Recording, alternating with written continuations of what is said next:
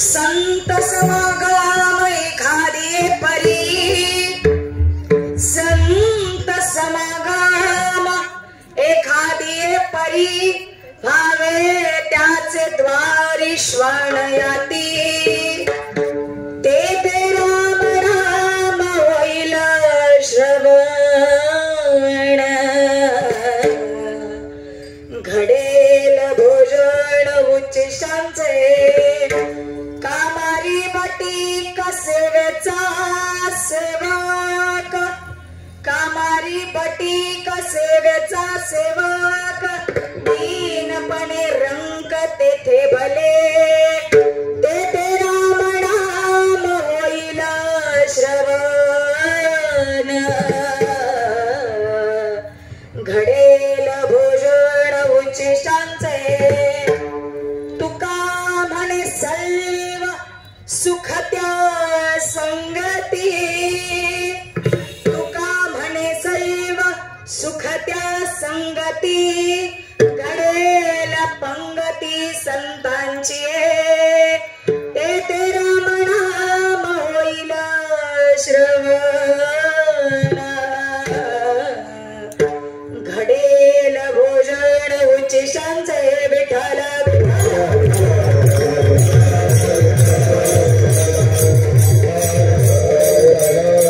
महायोग पीठे तटे भीमरत्यम,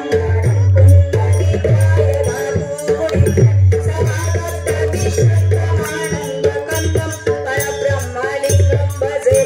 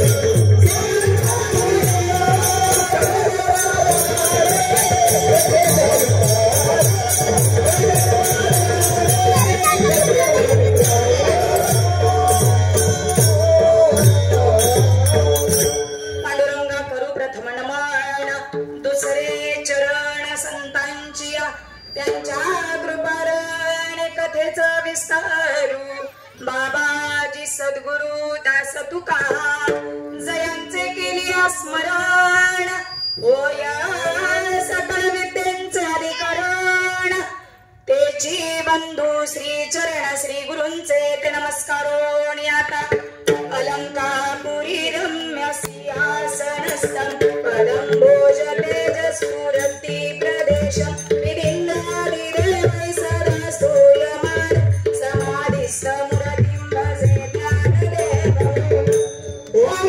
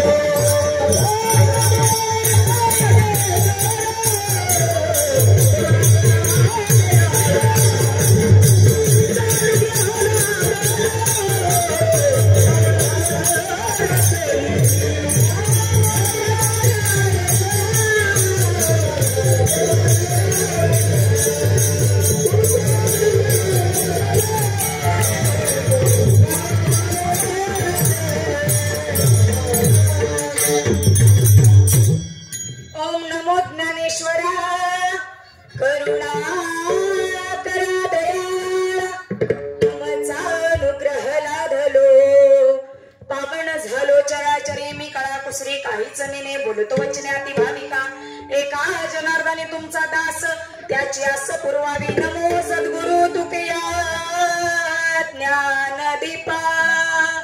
नमो सद्गुरु सच्चिदानंद रूपा. नमो सद्गुरु भक्त कल्याण मूर्ती. नमो सद्गुरु भास्करा पूर्ण कीर्ती.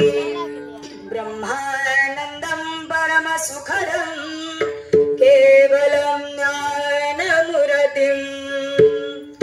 द्वन्द्वातीतं गगन सदृशं तत्त्वमस्यादिलक्ष्यम्. एकं नित्यं विमलमचलं सर्वदी साक्षिभूतं.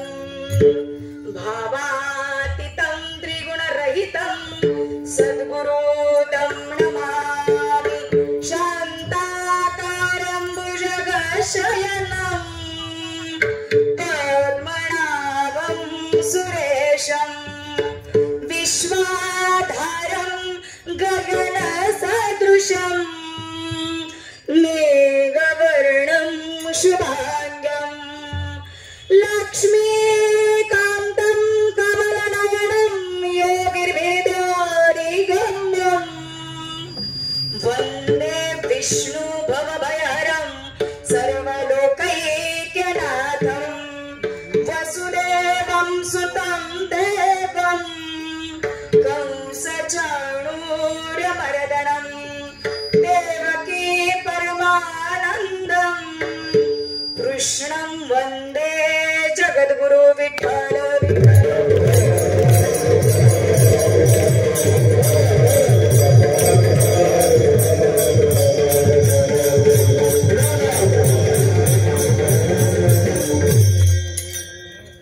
संत समागम एखादिये परी व्हावे त्याचे द्वारी श्वान याती. तेथे रामनाम होईल श्रवण.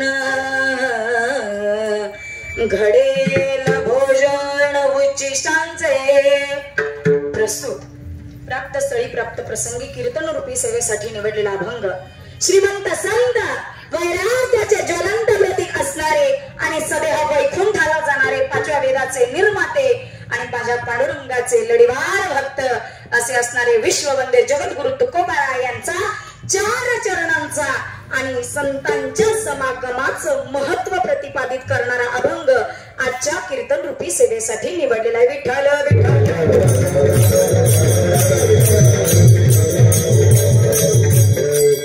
अभंगाला सुरुवात करण्यापूर्वी अल्पसा परिहार देणं हे भक्त्याचं आद्य कर्तव्य.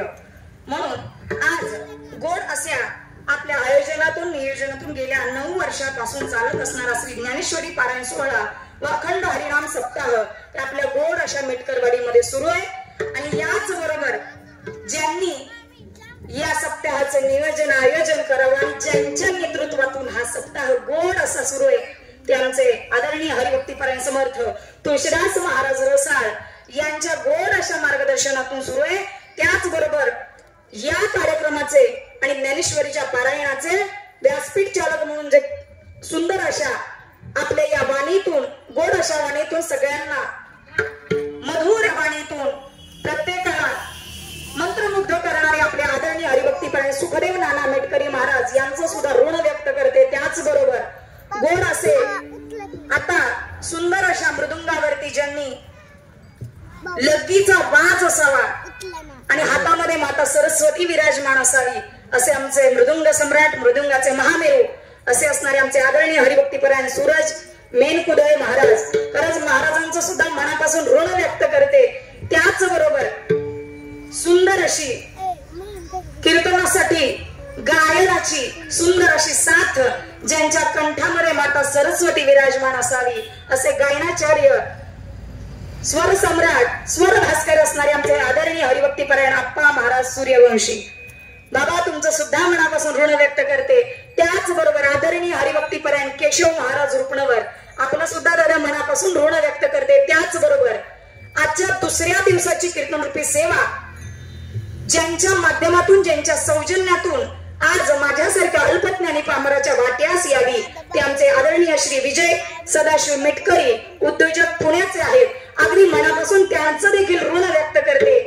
खरंच गोड असं आयोजन नियोजन. पण खरं सांगू, काल ज्यांचं कीर्तन झालं ना, आमचे मोहन काका पाटील, आमचे घोटीकर महाराज, कीर्तन या क्षेत्रात त्यांचं मोलाचं मार्गदर्शन मिळावं आणि त्यांच्या मार्गदर्शनातून आता या सेवेस सुरुवात केली. याला 1 वर्ष पूर्ण होते.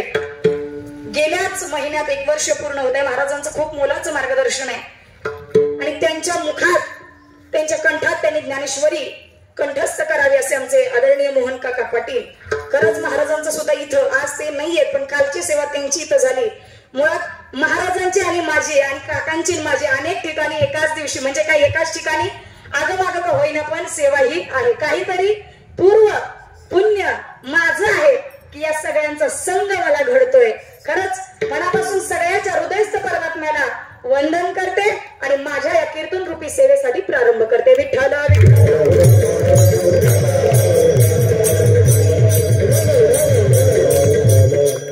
आजच्या अभंगातून तुकोबराया काय सांगतायत? प्रत्येक अभंग कीर्तनकार जेव्हा घेतो ना, त्यातनं संतांचा काहीतरी उद्देश असतो सांगण्याचा. आता अभंगाच्या पाठीमागचा काहीतरी उद्देश असतो. कधी उपदेश भर करतात, सांगतात, उपदेश करून सांगतात, कधी ज्ञान जागवतात, कधी भक्ती अंतःकरणामध्ये रुजवतात. हे संतांचं महात्म्य आहे. मग आज विचार केला की आज जरी दुसऱ्या दिवसाची सेवा असली तरी आज ज्यांच्या सानिध्यात जाणार आहे ना, त्यांना संतांचा, सद्गुरूंचा सहवास आहे आणि मुळात आमच्यासाठी तेच संत आहेत. लक्षात घ्या, संतांच्या सानिध्याचं, समागमाचं महत्व आज या अभंगातून तुकोबराया सांगतायत. काय आहे संतांचा समागम? 4 चरणांमध्ये, प्रत्येक चरणात एक एक प्रश्न आहे. काय प्रश्न असेल? पहिला प्रश्न असा आहे की संतांचाच समागम का करायचा, इतरांचा केला तर नाही का चालत? पहिला प्रश्न असा आहे. बरं, केला जर संतांचा समागम तर तो कोणत्या प्रकारानं करायचा? पहिला प्रश्न असा आहे. विठ्ठल विठ्ठल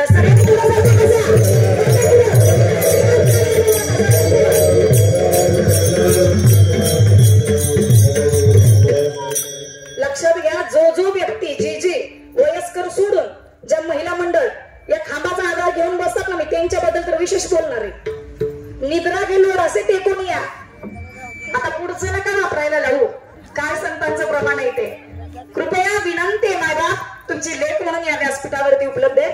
मनापासून विनंती आहे, सगळ्यांनी पुढे सरकून बसायचं, कारण मागं हळूहळू गर्दी वाढणार आहे आणि आनंद मिळणार आहे कीर्तनातून. आली तरी काही म्हणणार नाही. महिला मंडळ इकडे लक्ष द्या. सरा पुढे चला, पटकन सरा पुढे. गेले 9 वर्ष झालं आपण या ठिकाणी अखंड हरिनाम सप्ताह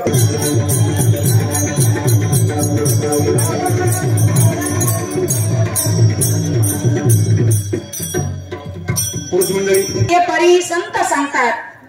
पहिला प्रश्न सांगितला, कोणाचा करायचा? संतांचा समागम करायचा. पहिल्या प्रश्नाचं उत्तर मिळालं.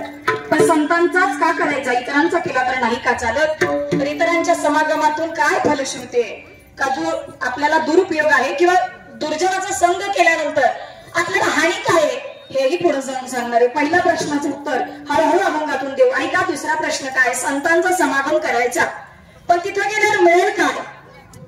तिथं गेल्यावर मिळेल काय हेही तुकोबराया सांगतात की तिथं गेल्यानंतर तुम्हाला राम नामाचं उच्चिष्ट श्रवण करायला मिळेल, दुसरं काही मिळणार नाही. काय मिळणार आहे? सगळ्यात मोठा लाभ सांगितला. तेथे राम नाम होईल श्रवण, घडेल भोजन उच्चिष्टांचे. ठीक आहे महाराज, तुम्ही म्हणालात. दुसरा प्रश्न असा सांगितला की संतांचा समागम केल्यानंतर मिळेल काय? पहिला प्रश्न सांगितलं संतांचाच समागम करायचा, इतरांचा केला तर काय फायदा, काय तोटा? पण दुसरा प्रश्न सांगितलं संतांच्या जवळ गेल्यानंतर, संतांचं सानिध्य मिळाल्यानंतर मिळणार काय? कारण तुम्ही आम्ही काहीतरी मिळावं या हेतून इथं धर्म मंडपात उपस्थित आहात. काहीतरी मिळावं या आशेनं आलात. मग तसं तुकोबरायांना सांगितलं तर तुकोबराया सांगतात तिथं गेल्यानंतर राम नामाचं श्रवण ऐकायला मिळेल, तिथं गेल्यानंतर संतांच्या मुखातलं उच्चिष्ट सेवन करायला मिळेल. हेच अभंगाच्या द्वितीय चरणात सांगतात. तिसऱ्या चरणात तुकोबराया सांगतात, ठीक आहे तुकोबराया, तिसरा प्रश्न असा आहे की संतांचं सानिध्य केल्यानंतर तिथं गेल्यानंतर राहायचं कसं? याही प्रश्नाचं तुकोबरायाने उत्तर द्यावं, सांगावं. तेथे गेल्यानंतर काय करायचं? तर कामारी पटीक सेवेचा सेवक, दीनपणे रंक तेथे भले. ठीक आहे महाराज, दीनपणाने राहू खरं, पण आतापर्यंत हा जीव जो जन्माला आलाय ना, या जीवाला एका गोष्टीची अपेक्षा आहे, ते ते मिळेल का इथं? कशाची अपेक्षा आहे या जीवाला? काय मिळावं म्हणून आला तुम्ही? काय मिळावं? बोलता मेटकरवाडीकर? बोलता का? बोला, सांगा काय मिळावं म्हणून आला? इथली परिचित आहेत आमच्या, आम्हाला माहिती आहे बरोबरच उत्तर देणार आहे. तुमच्याकडनं अपेक्षित आहे, सांगा काय मिळावं म्हणून? सुख मिळावं म्हणून. मिळालं का सुख? प्रश्न कळाला का माझा? मिळालं का सुख? काही क्षणासाठी तरी हो म्हणा. आयुष्यभर सुख नाही मिळणार, पण धर्म मंडपात आल्यानंतर संतांच्या सानिध्यात संतांची वचनं ऐकण्यासाठी कीर्तनकाराच्या मुखातून संतांची वचनं ऐकता इथं खेळणाऱ्या पावले असतील, सुंदर अशा गायकांच्या आमच्या गायनाचार्यांच्या गोड गोड अशा चाली ऐकायला मिळतात, आमच्या पकवाजवाल्या दादांच्या हरकती ऐकायला मिळतात. मग मला सांगा, डोळ्यांना सुख मिळालं का हे सगळं पाहून? नाही मिळालं का? मिळालं ना, काही क्षणापुरतं तरी का होईना पण मिळालं. डोळ्यांना सुख पाहून मिळालं, हातांना सुख वाजवून मिळालं, पायांना सुख या धर्म मंडपात यायचं येऊन मिळालं, तसं सुख मिळालं ना. मग पण आता माझा खरा प्रश्न असा आहे, लक्ष द्या दादा, माझा प्रश्न असा आहे, इथं आलेला प्रत्येक जे फक्त सुखाच्या पाठीमागे धावतोय, कशाच्या? सुख मिळालं नाही. पण मला खरं सांगा, सुख संसारात जर असतं तर संतांनी परमार्थच केला नसता ना. काय गरज होती परमार्थाचं आपल्याला सांगायची? परमार्थ करा म्हणून उपदेश करण्याची काय गरज होती जर संसारात सुख असतं तर? पण संसारात सुखच नाही, पण तरी सुद्धा संतांनी संसार केला, संसार सोडा नाही सांगितलं. संतांनी स्वतःही संसार केला आणि तुमच्या आमच्या जीवालाही सांगावं की संसार करा. आपण संसारात राहायचं कसं? कसं राहायचं? संसार असो मी संसारी, असो संसारी,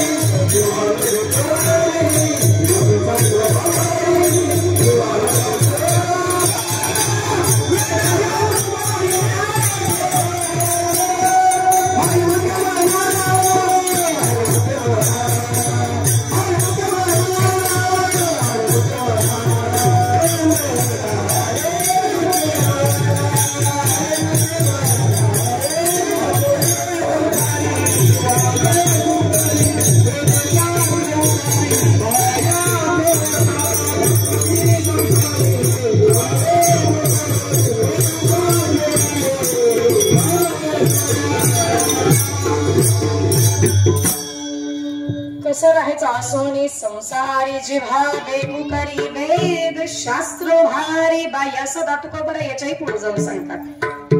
पक्षी अंगणी उतरते ते का गुंतवण्या राहती, तैसे असावे संसारी जो बळी प्राचीनाची दोरी.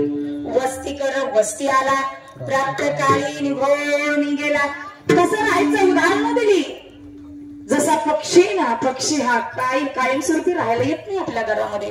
त्याचं कार्य दाणा टिपायचा आणि निघून जायचं. वस्तीकर सुद्धा एखादा व्यक्ती धर्मशाळेमध्ये काही कालावधीसाठी यावं, विश्रांती करावी आणि आपलं कार्य, आपला अवधी संपला की निघून जावं. हे वस्तीकराचं काय कार्य आहे. तसं हा सुद्धा काय एक वस्तीकर. याला सुद्धा इथं कालावधी दिलाय, विशिष्ट कालावधी दिलाय. त्या कालावधीत वस्ती करायची आणि वेळ सांगितली. जो वेळ दिलाय ना, एकही श्वास देव वाढवून देत नाही. एकही श्वास वाढवून देत नाही. जो वेळ, जो अवधी, जो श्वास आहे ना, तुमचा श्वास संपला की तुम्हाला घास घेऊ सत्ता हाती नाही. घास सुद्धा मुखात घालू शकत नाही याची सत्ता नाहीये महाराज म्हणतात. म्हणजे इतकं या भगवंतानं दिलेलं कार्य आपल्याला. आपण काय करायचं, जेवढा कालावधी दिलाय तेवढ्या कालावधीमध्ये आपल्या या देहाचं, या शरीराचं सोनं करायचं. तर हा देह दिलाय कशासाठी?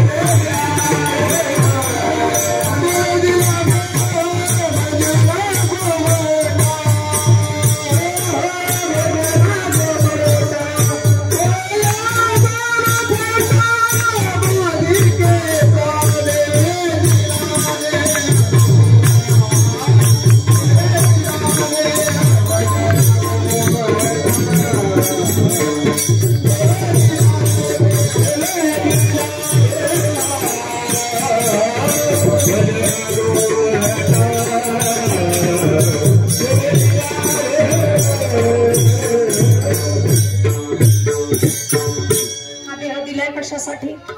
देवे दिला देह भजना गोमटा. पण तुम्ही आम्ही काय केलं? त्याचा दुरुपयोग केला. तो या झाला फाटा बाधिकेचा. आपण या देहाचा योग्य असा उपयोग न करता, याचा विनियोग योग्य ठिकाणी न करता याचा दुरुपयोग केला. नको त्या ठिकाणी पाहण्यासाठी, नको ते पाहण्यासाठी डोळ्यांचा उपयोग केला. नाही ते ऐकण्यासाठी कानाचा वापर केला आणि नको ते उच्चारण्यासाठी या मुखाचा वापर केला. देवानं हा देह कशासाठी दिला? दिले इंद्रिय हात पाय हात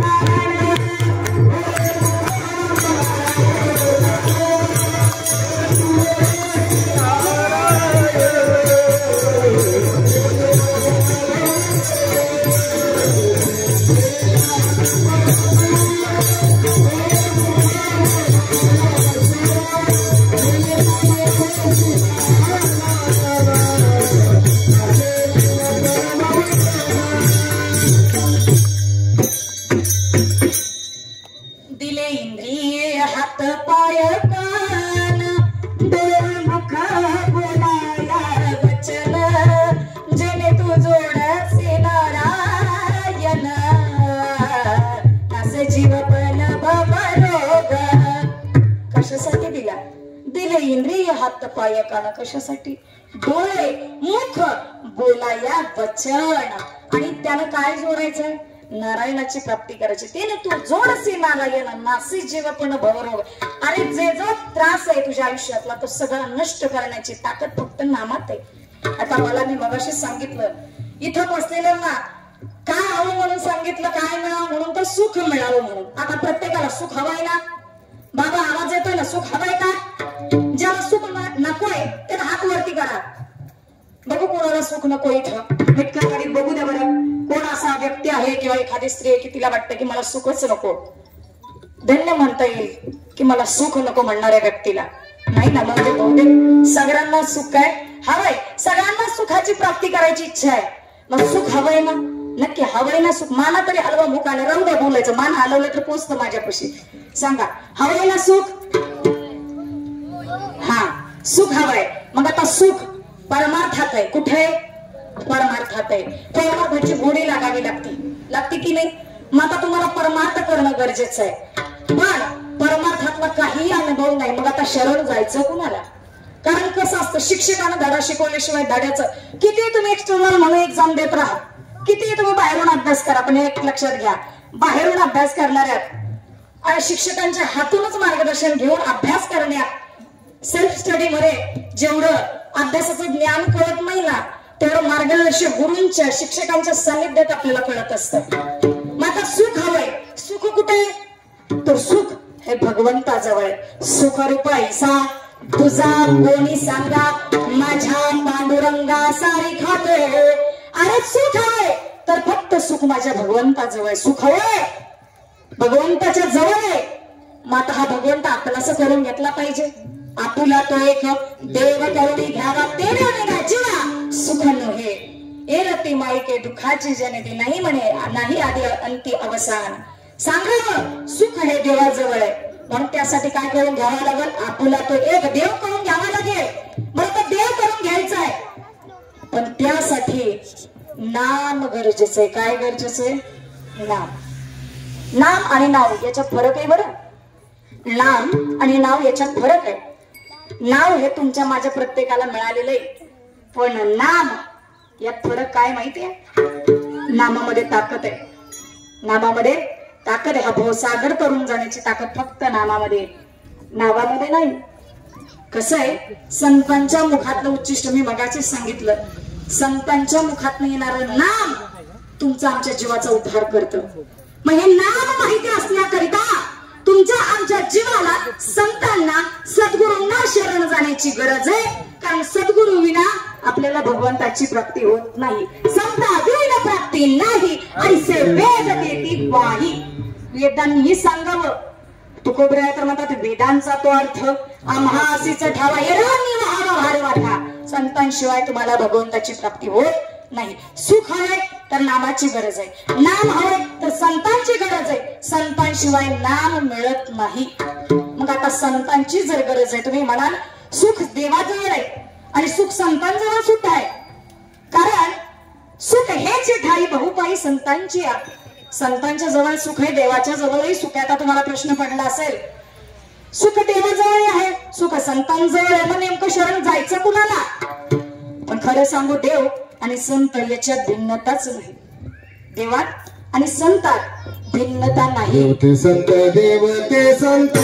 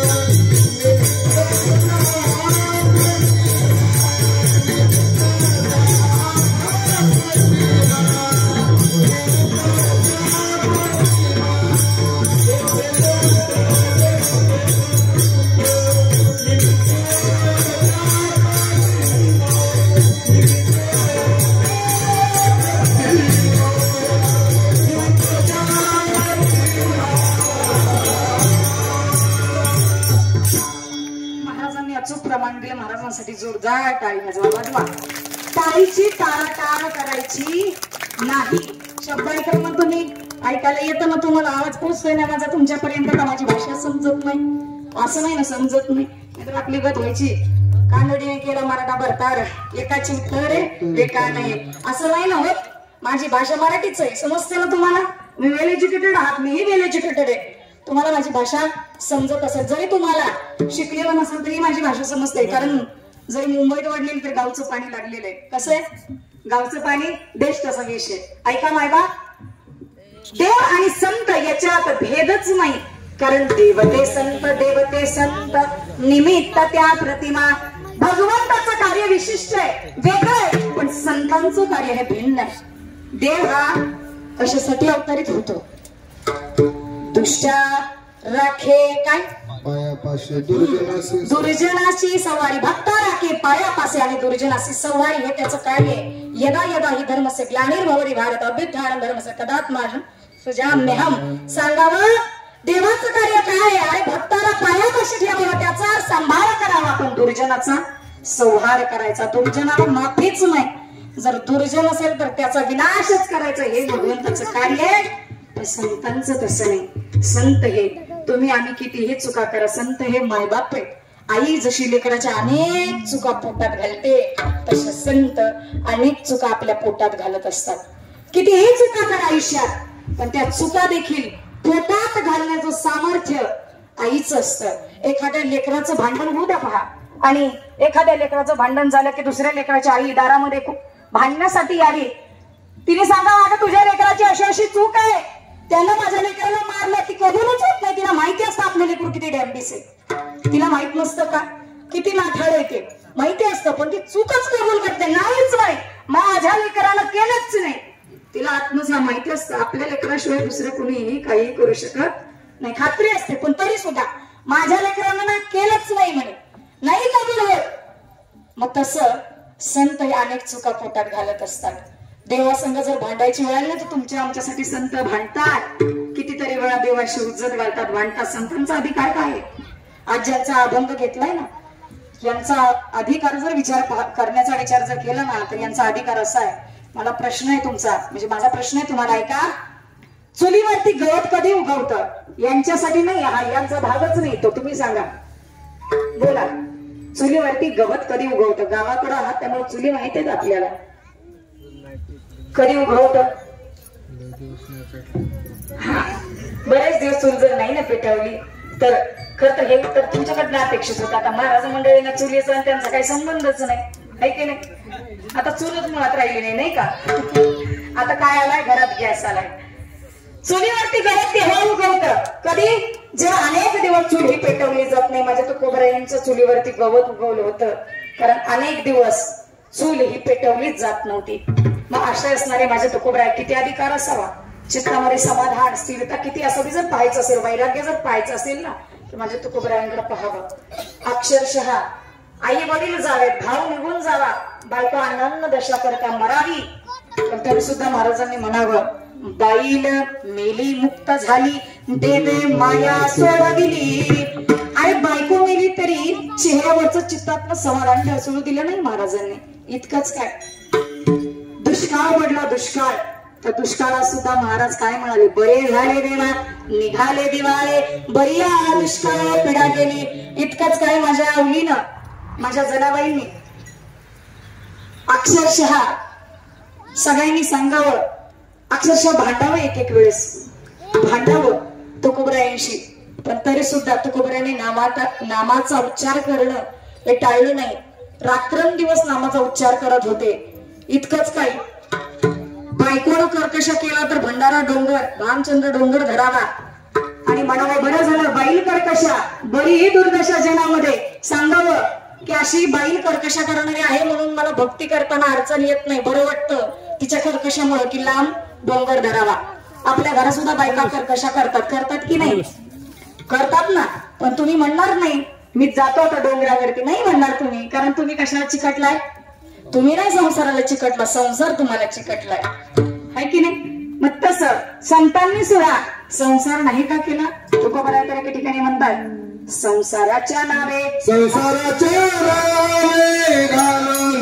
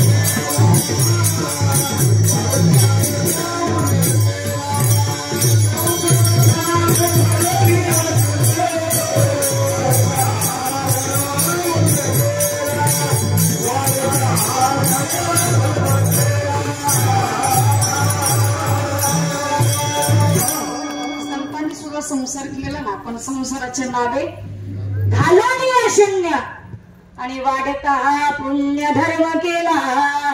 संसाराच्या नावाने शून्य घातला म्हणजे काय केलं? संसाराची किंमत कमी केली का? नाही ना, संसाराची किंमत वाढवली. संसाराला काहीच किंमत नव्हती, पण संतांच्या कृपा आशीर्वादाला संसाराची किंमत वाढवली त्यांनी.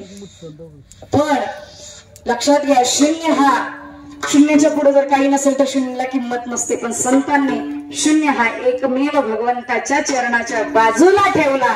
त्या संसाराची किंमत जेवढे शून्य ठेवाल तितके वाढत जाते. तसं संतांनी संसार केला. आपण कसा? संसाराच्या नावे घालून या शून्य वाढता हा पुण्य धर्म केला. संतांना का शरण जायचं? कारण संतांशिवाय आपल्याला भगवंताची प्राप्ती करता येत नाही. सुख हे भगवंताच्या जवळ आहे. आणि जर सुखाची तुम्हाला आम्हाला जर प्राप्ती करायची असेल तर तुकोबराय सांगतात तुम्हाला एकमेव पर्याय आहे, ते म्हणजे फक्त आणि फक्त संत आणि त्यांचा समागम अभंगाच्या प्रथम चरण. संत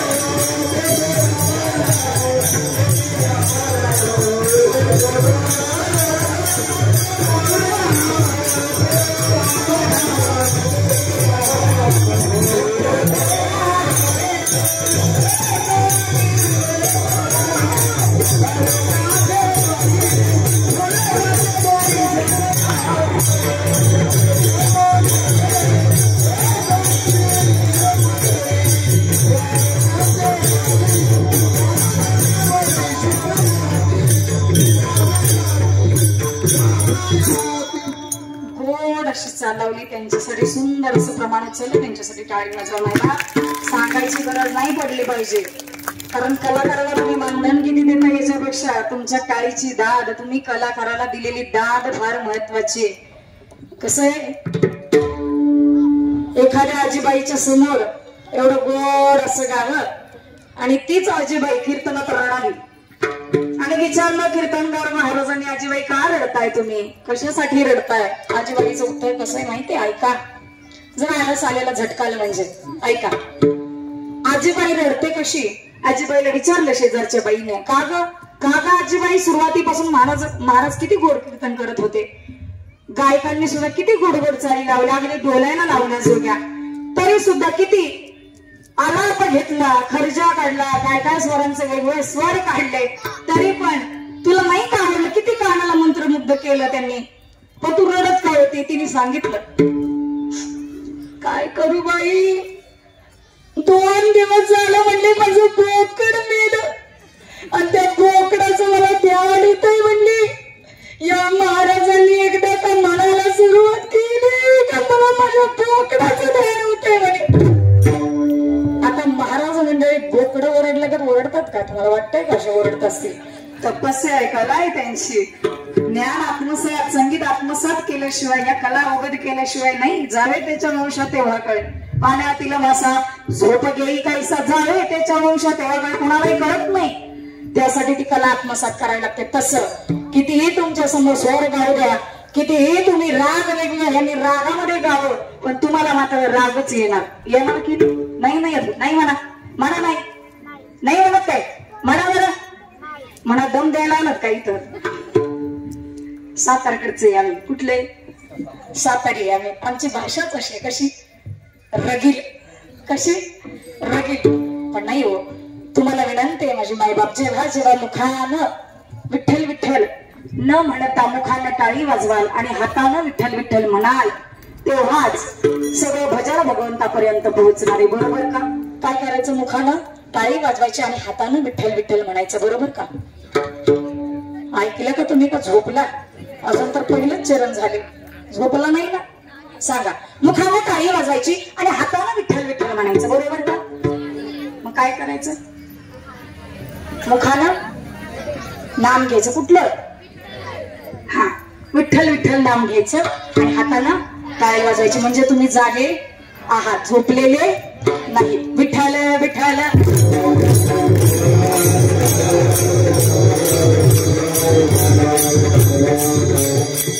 संतांनी सांगावं, तुकोबरायांनी सांगावं, बाबा या जीवाला आलात ना, या देहाला आलात. हा देह सुद्धा सोप्या पद्धतीने मिळाला नाही राजा. फार कष्टातून या देहाची निर्मिती व्हावी. हा देह मिळण्यासाठी हा जीव जेव्हा या प्रसूतीच्या वेदनेतनं त्या देवाकडे गयावया करत होता, काय म्हणत होता? एक वेळ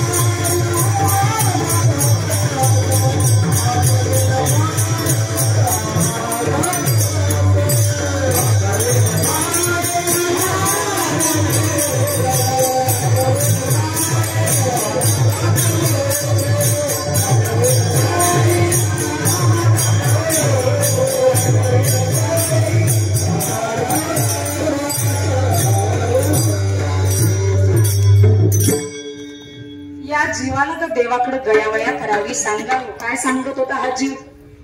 एक वेळ कारी या दुःखाने गळे, एक वेळ कारी या दुःखाने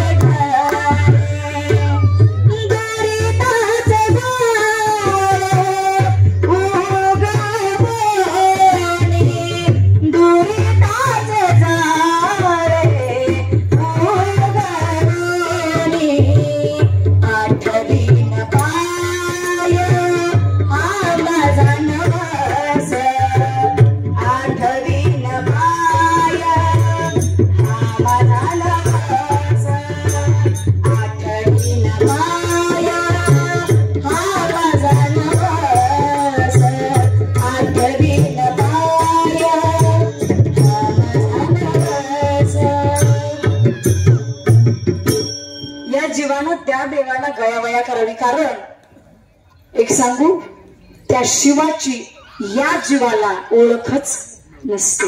पण या जीवाला जर त्या शिवाची प्राप्ती करून घ्यायची असेल, जीवा शिवाला एक रूपता आणायची असेल तर संतांना शरण गेलं पाहिजे. संतांशिवाय तुम्हाला भगवंत मिळणार नाही. माझ्या नामदेव महाराजांना आयुष्यभर भगवंतानं ताटात येऊन जेवावं, त्याला भरवावं, दुधाचा प्याला पाजावा, पण तरी सुद्धा काय झालं? गोरोबा काका त्यांनी म्हणावं, मुक्ताबाईंनी सांगावं, हे मडकं कसं आहे? कच्च आहे. आता मला सांगा, ज्याचा देव, ज्या देवाच्या पाठीमाग हे संत आणि संतांच्या पाठीमाग देव आहे, पण नामदेव महाराजांना जोपर्यंत गुरूंनी दिलेलं ज्ञान नव्हतं तोपर्यंत त्यांचं मडकं कसं होतं, कच्च होतं. पण देवाला सुद्धा गयावया करावी लागली. नामदेव महाराजांना अरे बाबा गुरु कर, कारण अहंकार हा झालाय कुणाला, नामदेवरायांना. कारण मौलीने नामदेवरायांच्या कडेने प्रदक्षिणा करावी, त्यांना नतमस्तक व्हावं. आपल्या पाया जर पडलं तर आपल्याला अहंकार होतो, आपल्याला अहंकार होतो, माझ्या पाया पडतायत. तसा नामदेवरायांना सुद्धा अहंकार झाला. अरे जे ज्यांच्याकडे पाहिलं तर ज्ञानाने सुद्धा झुकले असे माझे ज्ञानाचे ज्ञानीवंत असणारे माझे माऊली, त्यांनी माझ्या चरणाला स्पर्श करावं. जे देवाच्या पाठीमागे धावतात तो देवच माझ्या ताटात येऊन जेवतोय म्हटल्यावर मला काय गरज आहे. म्हणजे मी किती मोठा अहंकार कोणाला झाला, नामदेवरायांना. पण देवाला अहंकार चालवत नाही, अहंकारापायी नामदेवराया चाललाय. नामालाच अहंकार झाला. आता करायचं काय, शेवटी सांगावं नामा आता तुला गुरु करण्याची गरज आहे राजा. काय गरज आहे म्हणे, गुरु केल्या तूच मिळणार आहे. आता तूच मिळतोय. नाही रे म्हणे, मला ओळखण्यासाठी गुरुच पाहिजे. म्हणे ओळखतोय की तुला, ओळखत नाही असं थोडीच आहे. परीक्षा पाहिली 27 वेळा भगवंतानं यावं, दर्शन द्यावं वेगवेगळ्या रूपात, पण ओळखताच आलं नाही. कुणाला, नामदेवरायांना. शेवटी देवानं सांगावं 27 वेळा आलं तुला दर्शन द्यायला, पण तुला ओळखता नाही आलं. मग आता गुरुच करणं गरजेचं आहे. गुरुविना देवच नाही, दुगारे नाही आणि गुरु वेगळा नाहीच आहे. तुला गरज आहे की गुरूंची, सद्गुरूंची गरज आहे तुला. गेले अंधनागनातला आणि तिथं विसोबा खेचर पिंडीवरती पाय पसरून पाय ठेवून बसले होते. यांनी जाऊन पाहावं, राग आला. अरे भगवंताची मूर्ती पाय ठेवला म्हणे. निघाले रागाने पुढं. निघाल्यानंतर हात दिली, नामा कुठं चाललाय. माझं नाव यांना कसं माहिती, माझी यांची भेटही नाही आणि हे तर पिंडीवरती पाय ठेवून बसलेत. पुन्हा आवाज दिला, रे नामा ऐकतोस का, माघारी फिर म्हणे. शेवटी गेले मंदिरात, पाहिलं. म्हणे तुम्हाला खरं सांगू का, भगवंताची पिंड आहे त्याच्यावरती पाय कोणी देऊन झोपतं का. म्हणे हो का, पिंडीवरती पाय द्यायचा नसतो का. मग कुठं पाय ठेव सांग बरं, पाय कुठं ठेवायचं. म्हणे पिंडीच्या बाजूला. ठेवू का म्हणे पाय. पिंड पाहिले तर इथंही पिंड तिथंही पिंड, जिथं पाय ठेवेल तिथं पिंड. सांगितलं रे हा देव हा भगवंत जैस तरी भरला रिता ठाव नाही उरला. भगवंत हा जैस तरी भरलेला आहे. देव नटला ना परी भरून उरेला चराचरी. हा देव प्रत्येक ठिकाणी व्यापक आहे. मग पाय ठेवायचा जिथं पाय ठेवल तिथं पिंड आहे. जेव्हा कधी कळालं भगवंत सगळीकडे. सद्गुरु भेटल्यानंतर सद्गुरूंनी वस्तू दिली. ओळखा रे वस्तू, सांगा रे कल्पना, नका आड रानात जाऊ जणी. अरे नको तिथं जायचं नाही, कारण ठाईचं बैसवणी करा एक चित्त आवडी अनंत आळवावा. काही गरज नाही, न लगती सायास जावे नंतर सुखे काही गरज नाही. तीर्थयात्रा करायची, पायचा चांगलेत ना तोपर्यंत करा. पण आता समजा एखाद्या वयस्कर बाबांचे आजीबाईंचे पायच थकले, काय करायचं, जायचं का नाही. हरकत नाही, देव इथं येतो. सहता महाराजांनी कुठे पंढरपूरला गेले होते, कधी वारीच केली नाही, पण आलाच की देव. त्यांनी तर कांदामुळे सुद्धा देव पाहिला. कुठं पाहिला, कांदा मुळा भाजी अवघी विठाबाई माझी. सांगावं मिरची कोथिंबीर सुद्धा देव पाहिला. म्हणजे मला सांगा, आपल्याला माणसात देव दिसत नाही, त्यांनी भाजी सुद्धा देव पाहिला. हे कारण कशाचं, सद्गुरु शिवाय नाही. सद्गुरूसाठी सद्गुरु सारी का असता पाठीरा का, इतरांचा लेखा कोण करी. सद्गुरूंशिवाय आपल्याला कुणीही तारू शकत नाही. पण सद्गुरु केला ना, सद्गुरु नवरा केला ग बाई मी, सद्गुरु नवरा केला. एकदा या नवऱ्याचं नाही सांगते, जो हितलं सगळं तारून येणारा तो नवरा एकदा का केला की सगळा हे संसार अगदी सगळं विचार चक्र संपून जातो. काय म्हणतात, किती वेळा जन्मा यावे आणि नित्य व्हावे फजित. किती वेळा जन्मा यायचं, किती वेळा मरायचं, हे जर हाडगाड आहे कुठेतरी थांबलं पाहिजे ना. पण संत सांगतात, तुकोबराय सांगतात, सुखे घालावे मासी. तुका म्हणे गर्भवासेन सुखे घालावे मासी. आपण तर म्हणतो गर्भवासच नको, पण संत म्हणतात घाल ना, गर्भवास दे, काही हरकत नाही. पण जेव्हा जेव्हा देशील ना तेव्हा फक्त तुझं नाव चिंतन घडावं आणि संतांचाच समागम घडावा, याच्यासाठी हा गर्भवास दे. पण महाराजांनी विचारलं, देवानं विचारलं, तुकोबराया संतांचा संतांचं समागम वाटतंय खरे, पण संतांच्या समागमात नेमका आहे तरी काय, आहे काय या प्रश्नाचं उत्तर देताना तुकोबराय अभंगाच्या द्वितीय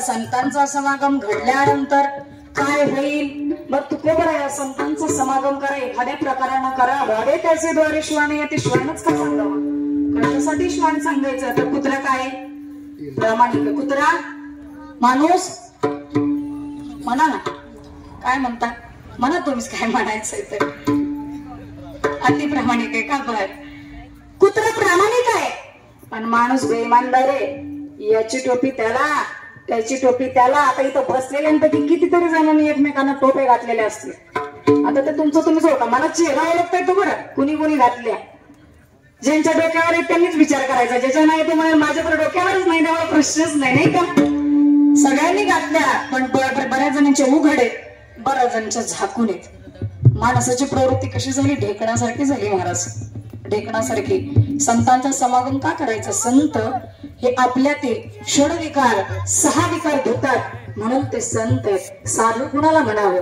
6 विकार धुतो त्याला काय म्हणायचं, साधू, साधू म्हणायचं. नाहीतर आजकाल बरेच साधू झाले, त्यांना साधू नाही म्हणायचं, साधू कुणाला म्हणायचं, कुणाला जे 6 विकार धुतात त्यांना. मग हे जे विकार धुतात ना यांना संत म्हणायचं, यांना साधू म्हणायचं, कारण त्यांचा हेत काय विठ्ठल आहे, तेच संत, तेच संत ज्यांचा हेत विठ्ठल. लेवती काही टाना टोना नामस्वर्णा वाचुनी, त्यांना टाना टोनाच माहिती नाही, काय टाना टोना कशाला म्हणायचं, हे काय शेंदरी घेंदरी दैवते, कोणती पूजिता भूते घेते, नाही आपुल्या पोटासे मागुते शीते अवधान. हे जे मागणार आहेत ना हे देव नाहीत, यांना संत नाही म्हणायचं, यांना देव तर म्हणायचंच नाही, कुणालाही देव म्हणायचं नाही, कुणालाही संत म्हणायचं नाही. जे संत आहेत ना त्यांचा हेत विठ्ठल असला पाहिजे. माशा असणारे संत का सांगावं, कुत्रा, कुत्रा हा प्रामाणिक आहे, माणूस हा अप्रामाणिक आहे, बेईमान आहे. म्हणतात इंद्राला भक्ती, कुत्र्याला गती आणि माणसाला प्रगती सहन होत नाही, त्याला म्हणायचं माणूस. काय म्हंटल, ऐकलं, ऐकलं का झोपला, आमच्या सोनताईसारखं झोपल्या का काय, नाही ना झोपला, नाही ना. कुत्र्याला इंद्राला भक्ती सहन होत नाही, कुत्र्याला गती सहन होत नाही, माणसाला प्रगती सहन होत नाही. लक्षात घ्या, आपणच आपल्या माणसांना मागे खेचण्याचा प्रयत्न करतो. नका मायबाप आपल्या माणसांना नेहमी पाठिंबा देत चला. आपली माणसं मोठी करायला शिका, कारण आपलीच माणसं आपल्याला मोठी केली ना आपण, तर आपलीच माणसं आपल्या उपयोगाला येतात, दुसरी येत नाहीत. हे कोण संगत का करायची चांगल्याची? कारण एक पाण्याचा थेंब, ऐका शास्त्रकार सांगतात, एकच पाण्याचा थेंब गरम तापलेल्या तव्यावरती पडावा, त्या पाण्याच्या थेंबाचं काय होतं? बाष्पीभवन होतं, तो नष्ट होतो. तोच पाण्याचा थेंब जर कमल पुष्पावर पडावा, कमळावरती पडावा, तर तो मोत्यासारखा चमकावा. पण तोच पाण्याचा थेंब जर स्वाती नक्षत्रामध्ये शिंपल्यामध्ये जर पडला, तर त्याचं काय होतं? मौल्यवान असा मोती तयार होतो. लक्षात घ्या, पाण्याचा थेंब एकच आहे, पण 3 प्रकारे जर त्याचं विभाजन केलं, पहिल्या प्रकारानं त्याचं अस्तित्वच नष्ट होतं, दुसऱ्या प्रकारानं त्याला कुठेतरी सुंदरता प्राप्त होते, पण तिसऱ्या प्रकारानं त्याला किंमत येते. काय येते? किंमत. जशी संगत कराल तशी किंमत घडत असते, मिळत असते. दुर्जनाची संगत केली तर दुर्जनच व्हाल, आणि चांगल्याची संगत केली तर चांगलंच व्हाल. संगतीनच माणूस घडतो आणि संगतीनच बिघडतो. संगत फार महत्वाची. तुम्ही कोणाची संगत करताय?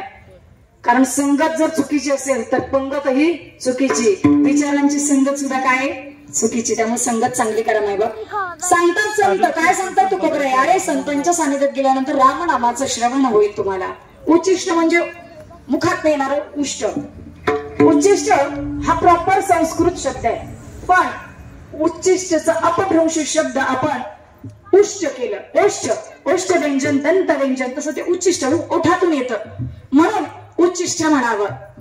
मग हे जे उच्चिष्ट आहे ना, का म्हणायचं? संतांच्या मुखात उष्ट होते. काय उष्ट म्हटलं की आपल्या समोर ते खरकट ताट येतं, त्यात निम्मी अर्धी भाजी, निम्मी अर्धी भात मिक्स केलेला, कुठंतरी बुंदी, कुठंतरी शिरा, सगळ्याचा अगदी काय काला झालेला, असं काही ते खरकट येतं डोळ्यासमोर. तसं नाही. संतांच्या मुखातलं वाक्य, संतांच्या मुखातली वचनं, संतांच्या मुखातला उपदेश हे आपल्यासाठी काय उच्चिष्ट आहे.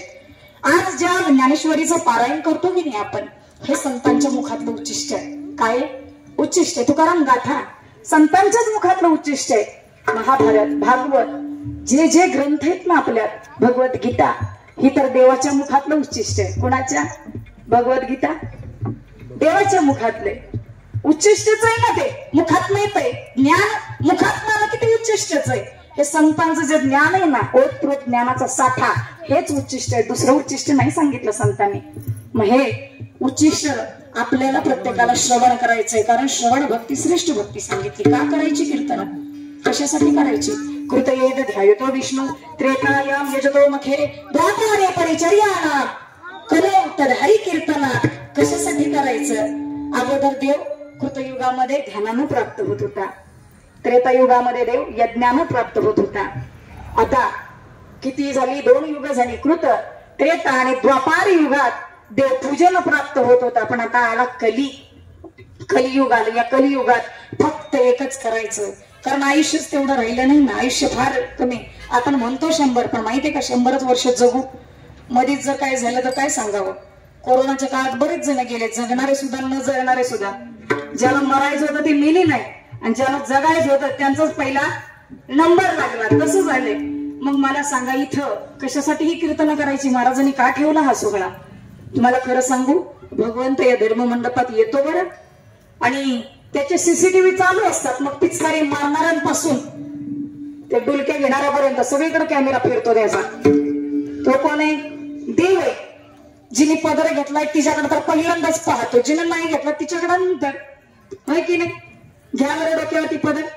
संस्कृती जोपासली पाहिजे आपण. आपण कोण आहे? महाराष्ट्रातील स्त्री आहे, जिजाबाईंच्या काळातील स्त्री आहे आपण, सावित्रीबाई फुले, अहिल्याबाई होळकरांच्या स्त्री आहे आपण. कसं राहिलं पाहिजे? पदर हल्ला नाही कधी डोक्यावरचा, नका हलू देऊ. घ्या डोक्यावरती पदर. जाऊ दे 2 मिनिटं, घ्या डोक्यावरती. बघू दे कसा घेताय, कशा दिसताय तुम्ही. भगवंताच्या कॅमेऱ्यामध्ये फोटो कॅप्चर होतील बरं तुमचे आज. घ्या घ्या मायबाब घ्या. माझ्या माता माऊलींनी जर डोक्यावर पदर घेतला ना, तर किती गोड गोड दिसायला लागले ना आताच. माझ्या जनाबाई बाहेर गोड बोलतात बरं का महाराज. तात्या किती गोड बोलतात ऐका. जनाबाई म्हणतात खरंच, पण त्यांनी खरी सद्यस्थिती परिस्थिती सांगितली त्यांनी त्यांच्या सांगण्यातून. अभंगातून सांगावं, काय सांगावं? डोईचा पदर आला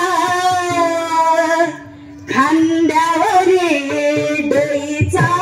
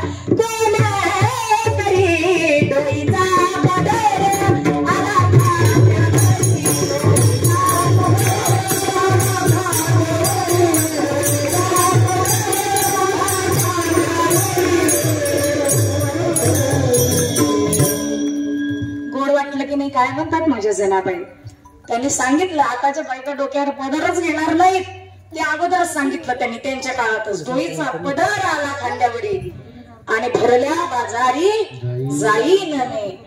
अशा जनाबाईने आपल्याला संस्कृती शिकवावी, अहिल्याबाई होळकरांनी शिकवावी, संस्कृती जोपासली पाहिजे. का अर्ध्या तासामध्ये आपल्याला आपल्या कीर्तनाचा अगदी संपवायचं आहे, कीर्तन समाप्त करायचं आहे. का आपलं मेटकरवाडी गाव बघा बरं किती गोड दिसताय तुम्ही. माझ्या म्हाताऱ्या बायका आहेत ना, माझ्या आजीबाई, त्यांना सांगायचीच गरज पडली नाही. त्या आल्याच त्यांनी डोक्यावरती पदर घेतलेला होता, त्यांना सांगायची गरज नाही पडली. आताची जनरेशन आहे की नाही, आताची जनरेशन यांनाच सांगावं लागतं, इतरांना नाही सांगावं लागत. लक्षात घ्या. आता ऐका, संतांची वचन आहेत, संतांच्या समोर जाताना आणि हे जे रामनामाचं उच्चिष्ट हे ऐकायला मिळालं, भक्ती अंतकरणात निपजली, भक्तीचं झाड बीज रुजलं आणि रुजल्यानंतर कामरूपी सगळे षडविकार निघून गेले आणि त्याला योग्य असं नामरूपी खत घातलं, नामरूपी पाणी घातलं आणि त्याचं त्या झाडामध्ये रूपांतर करावं. आणि मग ते झाड एकदा का मजबूत झालं, कितीही वारा येऊ द्या, कितीही वादळ येऊ द्या, सोसाट्याचा वारा सुटू द्या, हे झाड हलत नाही आणि हल्लं तर मोडत नाही. किती आलं द्या, लवतं ते. ऐका, नम्र असतो की नाही, नम्र माणसानं नेहमी नम्र असावं. नम्र झाला होता त्याने कोंडिल्यानंतर नम्र असावं. लहानपण देगा देवा, संतांनी सुद्धा म्हणत तुकोबांनी सांगावं, लहानपण देगा देवा मुंगी साखरेचा रवा. सांगा मला लहानपण घ्या का, कारण जो नम्र आहे ना त्याच्यासाठी भगवंत सुद्धा खरे उतरतो. जो नम्र आहे त्याच्यासाठी. आपल्यात बरेच जण असतात मोडेन पण वाकणार नाही, मग मोडतं शेवटी. ते काय होतं, मोडतं. वाकत नाही ते मोडतं की नाही. बघा बरं, पाऊस वारा आला जर एखादं ताट झाड असेल तर ते मोडतं, वाकत नाही. पण जे छोट्या छोट्या लवाळ्या असतात की नाही, लवाळ्या अशा लवतात. आमच्या चैतन्य महाराजांना माहितीये, लवाळ्या लवतात. हे नम्र असणाऱ्याचं लक्षण आहे. पण जो उर्मट आहे, जो ताठ आहे, तो लवत नाही. मग संत सांगतात नम्र राहा. जितकं तुम्ही नम्र राहाल ना, तशा त्या लवाळ्यांसारखं मोठं व्हाल. लवाळ्यांना गरज नाही पडत, भीतीच नसते त्यांना आपण पडण्याची. त्यांना माहितीये किती जरी वारा आला तरी आपण लवणार आहे असं. ऐका, ही संतांची वचन आहेत ना, हे काय फुकट सांगितलेली नाही. अनुभव आले अंगात या जगात तसे संतांनी स्वतः अनुभव घ्यावा. एकनाथ महाराजांनी गुळ खाणाऱ्या मुलाला एखादी स्त्री आली सांगायला, महाराज माझा लेकरू गुळ खाते याची सवय सोडवा, गुळ खाते याची सवय सोडवा. महाराजांनी सांगितलं आज नाही म्हणे, 7 ते 8 दिवसांनी या म्हणे. ठीक आहे म्हणे. आली ती स्त्री 7 ते 8 दिवसांनी. मग त्या महाराजांनी सांगितलं, एकनाथ महाराजांनी की राजा गुळ खाणं बरं नाही, गुळ सोडून दे. त्या बाईला प्रश्न पडला, हेच अगोदर 7-8 दिवसांपूर्वी सांगितलं असतं तर काय झालं असतं का? त्या दिवशी तेच सांगायचं, आजही तेच सांगायचं, वेगळं काय? पण महाराजांनी सांगितलं, तू जेव्हा घेऊन आली होतीस ना सांगायला की माझ्या लेकराचा गुळ सोडवा, त्यावेळेस मी स्वतःच गुळ खात होतो. काय करत होतो? मी स्वतःच गुळ खात होतो. मग मी त्याला कसं सांगणार गुळ खाऊ नको? 7 ते 8 दिवसात मी माझी स्वतःचीच सवय मोडली आणि मग सांगायला सुरुवात केली की गुळ खाणं योग्य नाही. लक्षात घ्या, संतांनी अगोदर स्वतः अंगीकार करावा आणि मग इतरांना या उपदेशाचे डोस द्यावे. कारण आपण जर तसं वागलो नाही, बोले पैसा चाले त्याची वंदावी पाऊले, जोपर्यंत आपण वागतोय तसंच बोलता आलं पाहिजे. आपण वागत असू वेगळं, बोलत असू वेगळं, परिणाम चुकीचा आहे. म्हणून संतांच्या वचनांना अभिप्राय द्यावा, संतांच्या वचनांना विशेषत्व द्यावं. अरे महाराजांना विचारलं, ठीक आहे संतांचा समागम करू, एखाद्या प्रकारानं करू, कुत्र्यासारखा जरी मिळाला तर चालेल, कारण कुत्रा प्रामाणिक आहे. आपल्या धर्मराजासोबत कुत्रा हा स्वर्गात गेला म्हणून कुत्र्याला अधिष्ठान दिलं, कुत्र्याला वर्चस्व दिलं, कुत्र्याला पहिला नंबर द्यावा संतांनी, कारण कुत्रा प्रामाणिक आहे. ठीक आहे, कुत्रा तरी का कुत्रा, पण कुत्रा भरून राहिलो खरं, तिथे गेल्यावर मिळेल राम नामाचं श्रवण मिळेल. ठीक आहे, पण आता तिसरा प्रश्न असा आहे, तिथे गेल्यावर राहायचं कसं? राहायचं कसं हे सांगताना तुकोबराय अभंगाच्या तृतीयेच्या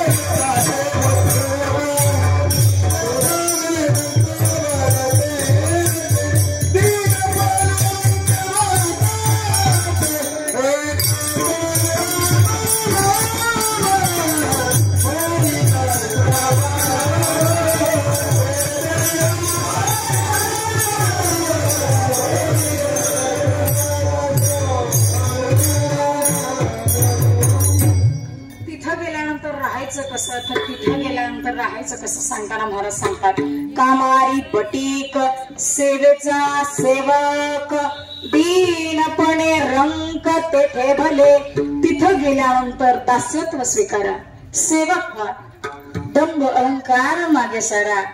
आणि लक्षात घ्या, तिथे गेल्यानंतर सेवकत्व स्वीकारायचं, दास्यत्व स्वीकारायचं, अहंकारत्व स्वीकारायचं नाही. सेवकाचं काम आहे, सांगितले काम हेच करणं सेवकाचं काय कार्य आहे, काम आहे. आणि देवानं संतांनी जे सांगितलं ते सेवकानं कार्य करायचंय. कामारी बटीक व्हायचंय, काम करणारा व्हा, बटीक व्हा. बटीक हा शब्द म्हणजे बटईनं काम करणारा, बटईनं काम करणारा. आमच्याकडे वाट्यानं शेती म्हणतात, तुमच्याकडे काय म्हणतात? बटईनच म्हणतात का? काय म्हणतात? वाट्यानच का? हा, तसं व्हा. पण वाट्यानं शेती करणाऱ्याचा सुद्धा आता बरेच फरक पडायला लागले आहे की नाही. तिसऱ्या हिश्यानं काही ठिकाणी काही वेगळ्या पद्धती असते, प्रत्येकाच्या पद्धती निरनिराळ्या. तसं संतांच्या सानिध्यात गेल्यानंतर कुठल्या सेवेचा मोबदल्याची अपेक्षा ठेवायची नाही. अहंकार नाही. बरीच जण संतांच्या सेवेत रुजू होतात, पण 4 चौघांमध्ये जाऊन सांगतात, अरे मी जर केलं म्हणून झाले, माझ्यामुळे झाले, मी जर केलं नसतं तर झालंच नसतं. लक्षात घ्या, अहंकार नको. अहंकाराचा वारा संतांनी सुद्धा सांगावं, नामदेवरायांनी सांगावं, अहंकाराचा वारा न लागे राजसा माझ्या विष्णुदासा भाविकासी. नको म्हणे, अहंकारामुळे तू हातीचा दूर होशी. नको देवा, अहंकार नको. म्हणून अहंकार हा नकोय. अहंकार विरहित भक्ती करा, अहंकार विरहित संतांचा समागम करा. अभंगाच्या 3ऱ्या चरणात महाराज दुसरं काही सांगत नाही. कामारी बटीक व्हा, सेवेचा सेवक व्हा, दीनपणानं राहा, रंकपणानं राहा, गरीब होत राहायचं, स्वामित्व स्वीकारायचं. हनुमंतरायानं जशी भक्ती केली की नाही तसं दास्यत्व निकट हनुमंते पहिले केले, म्हणून देखील रामचरण तसं नाही स्वीकारली देवानं दिलेली गादी. किती गरीब मोठे खुर्च्या तयार केल्या देवानं कृतज्ञतेचा सोहळा ठेवताना. पण सीतामाईने आवश्यक आदल्या रात्रीच्या दिवशी सांगावं भगवंताला, देवा 199 खुर्च्या तयार केल्यास, पण त्यात माझ्या हनुमंतरायाची खुर्ची कुठे आहे? देवानं सांगितलं 199 खुर्च्या आहेत की? म्हणे नाही, ज्याचं कार्य मोठं आहे, ज्याच्यामुळे मला खात्री वाटली की तुम्ही येत आहे, मला विश्वास होताच, पण तुम्ही दिलेली अंगठी त्यानं माझ्यासाठी आणावी. आणि माझ्या हनुमंतानं लेकरासारखं, माझ्या राईसारखं प्रेम करावं. माझं लेकरू येते. हनुमंतराय कोण आहे? माझं लेकरू आहे. म्हणे नाही, त्याच्यासाठी खुर्ची तयार करा. सगळ्यांसाठी 199 खुर्च्या होत्या की नाही, त्या खुर्च्यांना अनेक हिरे जडीत जडवले होते, पण हनुमंतरायाच्या खुर्चीला विशेषत्वानं सजवलं. विशेष अनेक समुद्रांचं, नद्यांचं वेगवेगळ्या पाणी आणावं त्यांचे पाय धुण्यासाठी, अनेक अल्पसा परिहारासाठी अल्पोहार. आता शब्द सुद्धा वेळेनाच झाले. फळं सुद्धा देवाच्या पुढं अल्पोपहार त्यांच्या पुढे ठेवावा, नाना तऱ्हेची फळं ठेवावी, नाना ते खाद्य ठेवावं. हनुमंतरायाच्या समोर इतकं काही केलं. खुर्चीला रत्न जडीत जडवले, सगळे रत्न जडवले, नाना तऱ्हेची 199 खुर्च्या वेगळ्या.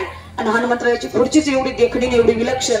199 ज्या दिवशी बसले की नाही खुर्चीवर, एका खुर्चीकडे फक्त लक्ष जात होतं, ही खुर्ची कुणाची? आता चाललंय बरस, खुर्ची कुणाची? 199 जण टक टक टक टक मग बघत होते, कोण बसणार या खुर्चीवर? टकमक बघत होते, कोण बसणार? हनुमंतराय आले शेपटे हलव सगळ्याच्या पाठीमागून.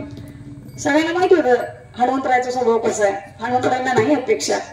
शेवटी हनुमंतराय आले, खुर्चीच्या बाजूला उभे राहिले, खुर्चीच्या वरती नाही बसले. सीतामाई उठल्या गादीवरून म्हटल्या, हनुमंतराया बसा ना. म्हणे ही खुर्ची तुमच्यासाठी. सगळी जण बघत होते, अरे आमच्यासाठी वेगळ्या आणि यांच्यासाठी वेगळ्या, काय भानगड? सीतामाई म्हटलं बसा ना, खुर्चीवरती तुमच्यासाठी सजवली. रात्रभर जागून महाराजांनी, यांच्या स्वामींनी ही खुर्ची सजवून घ्यावी, बसा म्हणे. सीतामाते, ही खुर्ची माझ्यासाठी नाही तर? माझा अधिकार नाही या खुर्चीवरती. मग माझा अधिकार इथे नाही, माझी ही जागा नाही. मग जागा कुठे आहे तुमची? सांगतो ना म्हणे. बसा तरी तुम्ही तुमच्या आसनावरती. बसवलं सीतामाईला. 3 जण बसली, प्रभू श्रीराम, लक्ष्मणजी आणि सीतामाई बसले आसनावरती. आणि मग माझे हनुमंतराय प्रभूच्या चरणाजवळ हात जोडून बसले. जागा कुठे? सांगितलंय चरणाच्या जवळ आहे. दास्यत्व निकट हनुमंते पै केले, म्हणून देखील रामचरण. इतकं चरणाची जागा कोणाला दिली? पाय लक्ष्मीचे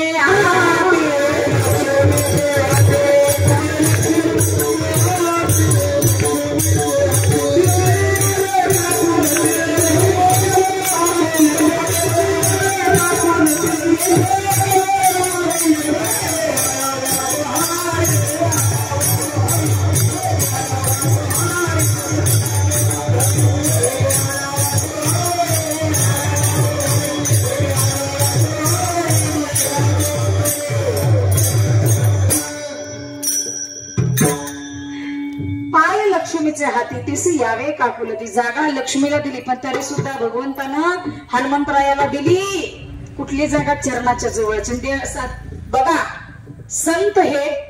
संत भगवंत एक वेळ इतर जागांची अपेक्षा करत नाही, ते फक्त चरणाची जागा मागतात. नाही मागत, कारण त्यांना माहित आहे भगवंताच्या चरणाजवळ इतकी ताकद आहे की इतर जगामध्ये तुम्ही काहीही द्या, भगवंतानं करोड रुपयांची संपत्ती जरी नावावर केली तरी ती मिळत नाही. म्हणून संतांच्या चरणाची जागा मागावी, देवाच्या चरणाची जागा मागावी. इतकं प्रेम असावं. ऐका, म्हणून तुकोबाराय सांगतात, बाबा रे देवाच्या संतांच्या संगतीत गेल्यानंतर कामारी बटीक सेवेचा सेवक व्हा. दिनपणानं राहा, रंगपणानं राहा, तिथं मोबदल्याची अपेक्षा करू नका. विठोबा रखुमाई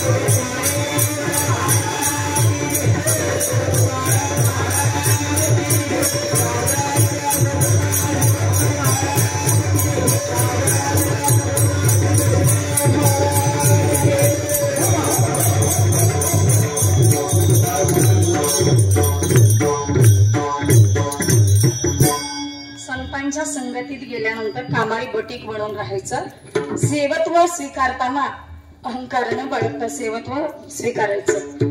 अहंकार हा स्वतःच्या अंतःकरणाला लागून द्यायचं नाही, कारण चित्त शुद्ध तरी शत्रू मित्र होती, व्याघ्र हे न खाती सर्पतया.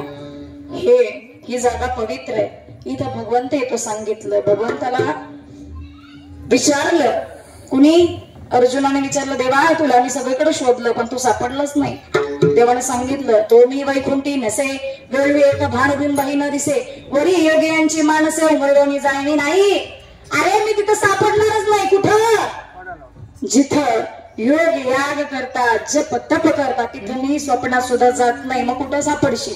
माझे भक्त गाती जेते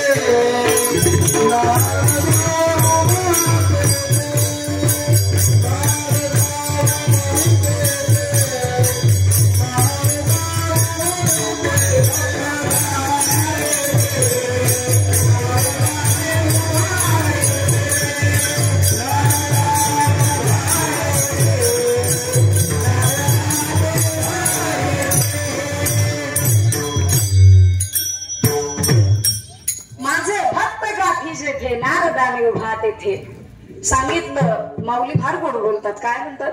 सांगितलं अर्जुनाला देवाना, कुठे आहे परी तयापाशी पांडवा, मी हारपला गिवसावा, जेठ नाम घोष परवा, करती माझा. जिथं नामाचा घोष आहे ना तिथं मी, म्हणून इथं भगवंत आहे, इथं देव आहे.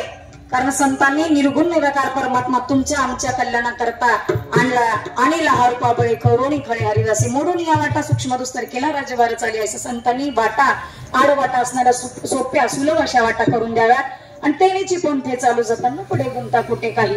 लक्षात घ्या, संतांनी दिलेल्या मार्गाने तुम्हाला आम्हाला चालायचंय, पण चित्त शुद्ध पाहिजे, मनी भाव पाहिजे. काय पाहिजे? भाव. नाहीतर आपली गत कशी मनी नाही भाव म्हणे देवा मला पाव, मनी नाही भाव म्हणे देवा मला पाव, देव आशान पावायचा नाही रे देव.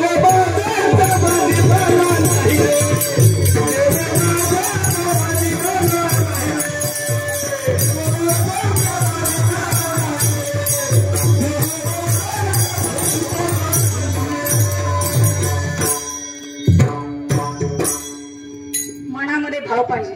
मनी नाही भाव म्हणे देवा मला पाव, आर मनी नाही भाव म्हणे देवा मला पाव, देवा आशानं पावायचा नाही रे देव आशानं पावायचा नाही रे देव पाण्याचा पाणी मला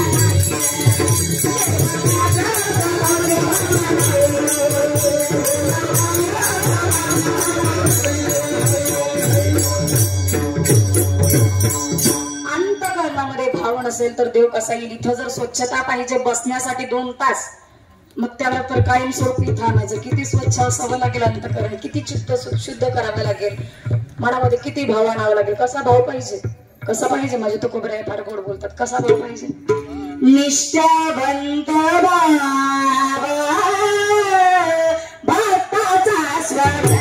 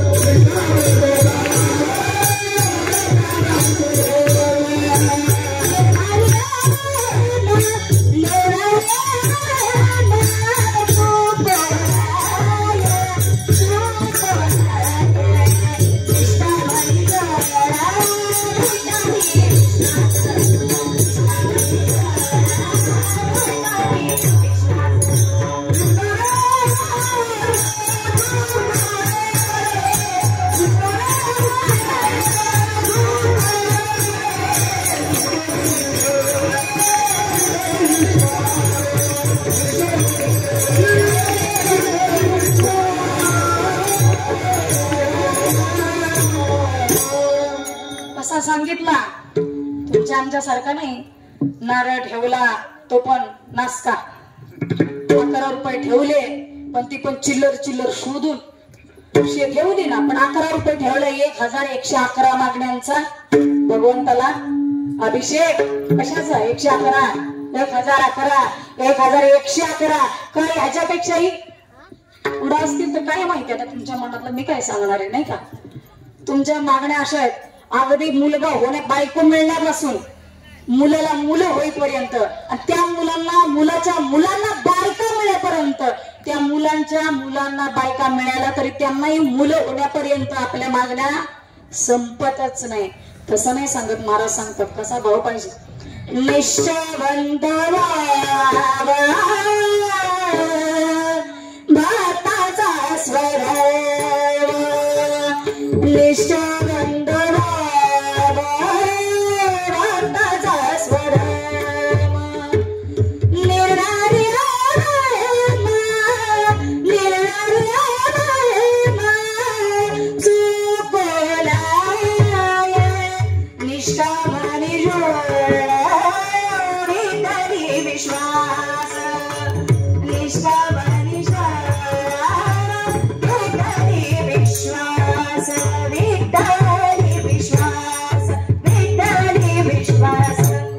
कसा भाव पाहिजे. निष्ठावंत भाव भक्ताचा स्वधर्म. मोकळा भाव असला पाहिजे. अंतकरणात निष्कामता पाहिजे. कारण अंतकरण जर स्वच्छ नसेल तर देवाला आणताच येत नाही. देवाला आणायचं सोडा, तो येतच नाही. पण जर तुम्हाला वाटत असेल सुख हवंय, कारण महाराज म्हणतात तुम्हाला सुख हवंय ना, सुख इकडे तिकडे शोधायचं नाही. सुख शोधायचं फक्त संतांच्या जवळ. कारण सुख हे फक्त संतांच्याच जवळ. अभंगाच्या 4थ्या चरणात तुकाराम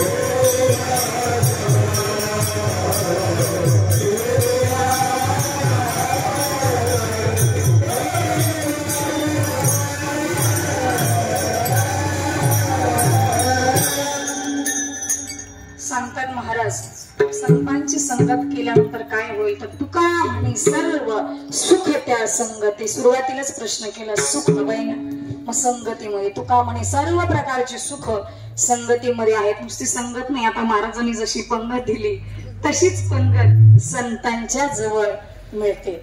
संत उपवाशी ठेवत नाहीत. तुका म्हणे खातो आनंदाचे लाडू नका चरफडो घ्या रे तुम्ही सगळ्यांना देता सगळं येथे आहे अधिकार कलियुगी उधार हरीच्या नामे सगळ्यांना या रे लहान थोडी याती भलती नारी नर सगळ्यांना अधिकार द्यावा. सगळ्यांना इथं जो लहानापासून मोठ्यांपर्यंत संतांच्या विचारांमध्ये संतांच्या संगतीमध्ये फार ताकद आहे. मग ह्या संतांची संगत करायची, काही करायचं नाही. कुठं जायचं मगाशी सांगितलं, कुठं जायचं नाही. मग काय करायचं, ज्ञानेश्वरी चालू की नाही पारायण आपलं.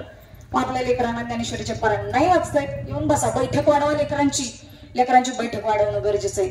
कारण बैठक वाढली तर अभ्यासामध्ये प्रगती होते. इथं बैठक वाढवणं गरजेचं आहे, टीव्हीच्या पुढे नाही. टीव्हीच्या पुढची बैठक वेगळी. बैठक या शब्दाचा अर्थ आहे बसण्याची संगत. संतांच्या संगतीमध्ये इथं ज्ञानेश्वर माऊलींच्या ज्ञानेश्वरीचं पारायण होतं ना, इथं लेकरांना संस्कार द्यायचे असतील तर इथं बसण्याचे संस्कार द्या. ऐका, अहिल्याबाई होळकरांचा 2 ते 3 मिनिटात इतिहास सांगणारे माझ्या वाणीला इथंच पूर्ण विराम देणारे. ऐका, अहिल्याबाई होळकर काय असावं, आईनं कसं असावं, चरित्र जर असं धगधगीत ज्वालांकित आयुष्य जगावं कसं. नवरा जावा, बाप जावा, आई जावी, सासरा जावा, मुलगीही जावी, इतकं त्रास, मुलगाही जावा, फार त्रासातून पुढे यावं. न्याय देताना मुलाचाही विचार नाही केला. लक्षात घ्या, आडाफाटा म्हणून आपल्या गावामध्ये, आपल्या या गावामध्ये नाही, माझ्या अहिल्याबाई होळकर कुठल्या गावात होत्या, चौंडीच्या, अगदी चौंडीच्या असणाऱ्या आडाफाटा म्हणून या तिथल्या ठिकाणी एक मोठी अशी घंटा बांधलेली असायची. आणि ती घंटा घणाघणा जो वाजेल त्याचा न्याय निवाड्यासाठी गादीवरती अहिल्याबाई होळकर यायच्या. एक दिवस प्रसंग असा झाला, एका गाईचं वासरू रस्त्यावरती निजलेल्या अवस्थेत असताना भरधाव असा रथ हाकला जावा आणि ते वासरू त्या रथाखाली चिरडून मरावं. त्या गायीनं हाक द्यावी. गायीची हाक कुणाला कळते, ओरडत होती, रडत होती, हंबरत होती गाय. नाही कळालं कुणाला, नाही तिची हाक कोणापर्यंत पोहोचली. आई शेवटी गाय आहे तरी आई आहे. हिला माहिती होतं अहिल्याबाई होळकरांच्या राज्यात निवाडा हा माझ्या बाजूने नक्कीच होईल. कारण खात्री होती गाईला, आपल्या इथं माणसांना सुद्धा खात्री नाही. या गाईनं त्या असणाऱ्या घंटेला घणा घणा घणा घणा वाजवू लागली. आणि जसं घणा घणा घंटी वाजली, गादीवरती अहिल्याबाई होळकर, राष्ट्रमाता राजमाता अहिल्याबाई होळकर तिथं बसाव्यात. त्यांना कळालं न्यायासाठी कोणीतरी आलंय. समजलं त्यांना कुणाचा न्याय, गाय न्याय मागते. कोण, गाय. समजलं काय परिस्थिती होती की एका रथानं तिच्या वासराला, अगदी 7 ते 8 दिवसाचं ते वासरू, त्या वासराला रथानं चिरडलं. आणि म्हणून ती गाय हंबरडा फोडते, रडते. आणि आज ती न्याय मागण्यासाठी आपल्या दारात आली, आपल्या राजद्वारात. अहिल्याबाईंनी न्याय द्यायला सुरुवात केली. आई होती पण ऐका, माहिती नव्हतं ज्या रथानं त्या वासराला चिरडलं तो रथ आपल्या लेकराचं नव्हतं माहिती. न्याय दिला, सांगितलं या वासराला ज्याचा कोणाच्या रथानं चिरडलंय त्याला सुद्धा रथाखाली चिरडण्यात यावं. कोणी सांगितलं, अहिल्याबाई होळकर. आणि तेवढ्यातच जसा हा न्याय दिला गेला तेवढ्यातच प्रधानमंत्री अहिल्याबाई होळकरांपाशी धावत आला, सांगितलं राणी साहेब, आताच तुम्ही जो न्याय दिला ना, या न्यायाला खरं तर मागं घ्या. का सांगितलं, ज्याचा रथ त्या वासराच्या अंगावरून गेला तो दुसरा तिसरा कोणी नसून तुमचाच मुलगा आहे. हे जेव्हा कळालं ना, न्यायात बदल नाही केला आईने. आईला माहिती होतं. एक लक्षात घ्या, आपल्याला आई दिसते सहनशील, लेकरावर प्रेम करणारी, पण न्याय सुद्धा देणारी, न्यायनिष्ठतेची प्रतिमा, न्यायमूर्ती, संस्काराचं बीजारोपण जिच्या अंतःकरणात आहे, तिनं काळजावरती दगड ठेवला आणि न्याय देण्यासाठी तयार झाली. कुणाला, गाईला, मुख्या गाईला. स्वतःच्या लेकराचाही विचार केला नाही न्याय देताना. सारथ्यांना सारथ्य करायला लागलं रथावरती. आणि बलदंड असणारे हे सारथी बसले रथावर, भरधाव असा रथ चालला. झोपवल्या रस्त्यावरती लेकराला माहिती होतं, मुलाला माहिती होतं अहिल्याबाईंच्या, आपली आई न्यायच करणार, आपण जगणार नाही डोळे झाकून घेतले. सगळी जनता पाहत होती. प्रत्येक आईनं डोळे झाकून घेतले, कारण कुठल्याच आईला असं दृश्य पाहायला कसं आवडेल. पण जे बलदंड बाहूचे बलदंड शरीराची जी होती ना सारथ्य करणारी, रोग भरधाव आणला पण जवळ जाता क्षणी थांबवला. जिवंत माणसाच्या अंगावर रथ कसा घालवायचा धाडस होत नव्हतं. शेवटी अहिल्याबाईंनी स्वतः रथावरती विराजमान व्हावं आणि रथाचं सारथ्य करावं आणि रथ एवढ्या भरधाव धावला की अक्षरशः लेकराच्या अंगावरून जाताना सुद्धा आईने पुढचा विचार करू नये. पण तेवढ्यात सुद्धा या गाईला दया आली, कारण जी जनता डोळे झाकून बसली होती त्यामध्ये एकमेव अशी गाय होती तिचे डोळे उघडे होते.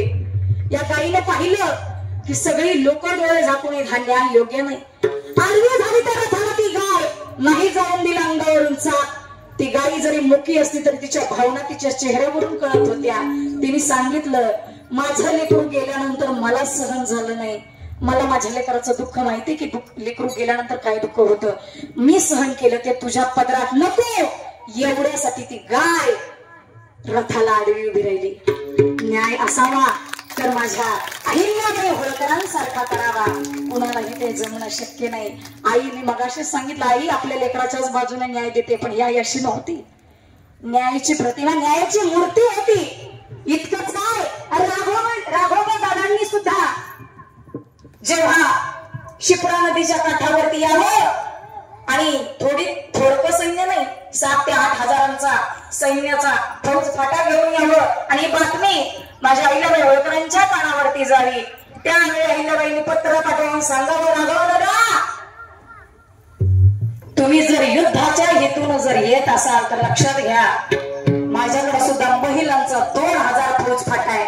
भाला घेऊन मी माझ्या महिलांना, माझ्या सैन्यातील महिलांना भाला घेऊन हातात तुमच्याशी युद्ध करण्यासाठी सज्ज करेन. पण लक्षात घ्या, कदाचित माझ्या 2000 महिलांकडून तुमच्या 7 ते 8 हजार सैन्यांचा जर पराभव झाला, तुमच्या सैन्याचा जर पराभव झाला तर इतिहासात काय म्हणून ठेवता येईल?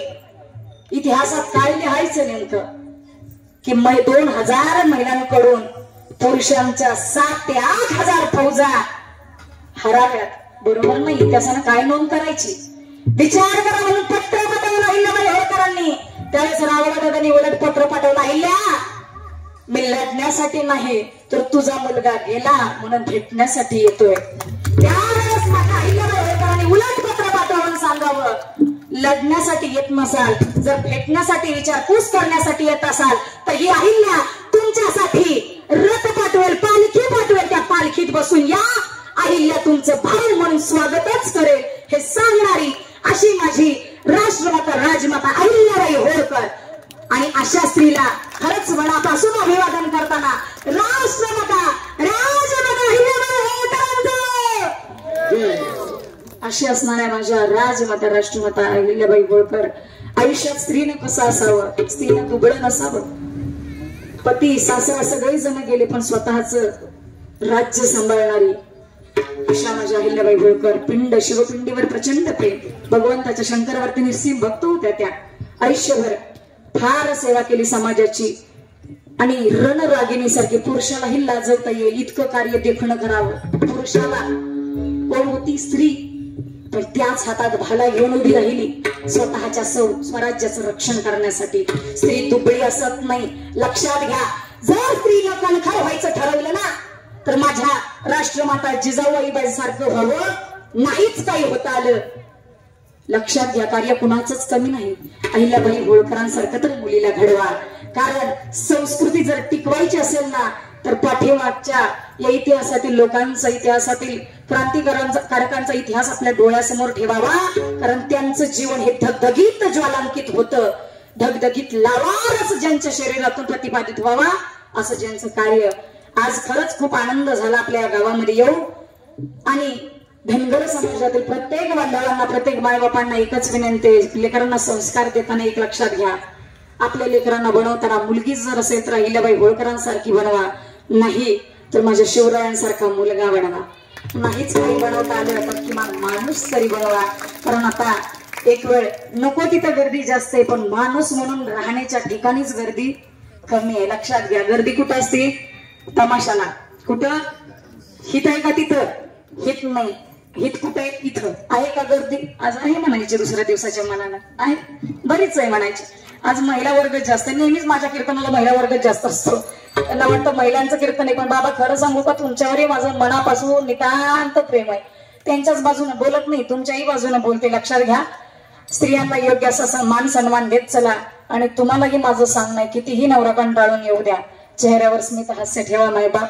आयुष्यभर ज्याची साथ संगत करतो प्रामाणिकपणे राहा, कारण तोच आपल्या शेवटपर्यंतचा साथीदार आहे. दुःख सुख येतात पण खचून नाही जायचं. संसारात सुख आणि दुःख हे ऊन सावलीसारखं येतं आणि जातं. म्हणून सांगते, संतांच्या चरणावरती दृढ विश्वास ठेवा, संतांना शरण जा आणि संतांचाच समागम करा. संत समागम एखादी परी व्हावे त्याचे द्वारी श्वानेती. ज्ञानेश्वर माऊली.